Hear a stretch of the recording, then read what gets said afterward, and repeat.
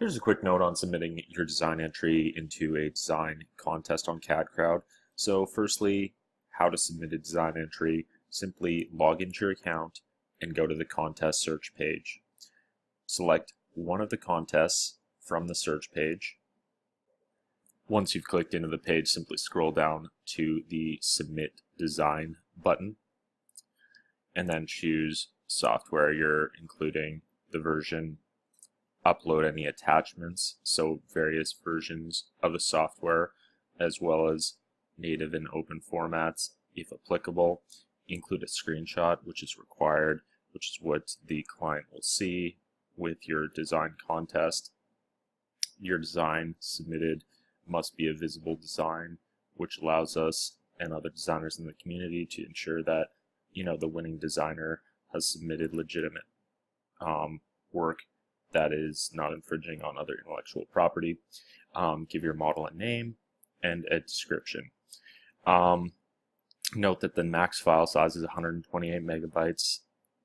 It's important to use a modern browser. Some really old browsers, including certain versions of Internet Explorer, may not work with our file uploader. And include both CAD files and images with your design entry. If the contest is payment pending, the client won't be able to download any of the files until they've made a payment. So that just streamlines the client's evaluation process if those are included.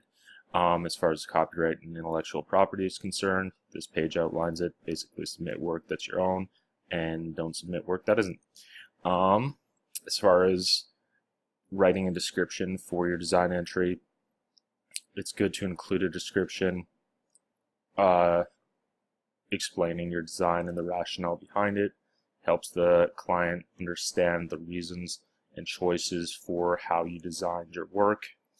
And some of the information to include with your entry includes image files for your CAD Designer 3D model, such as a PNG, JPEG, PDF, and that sort of thing.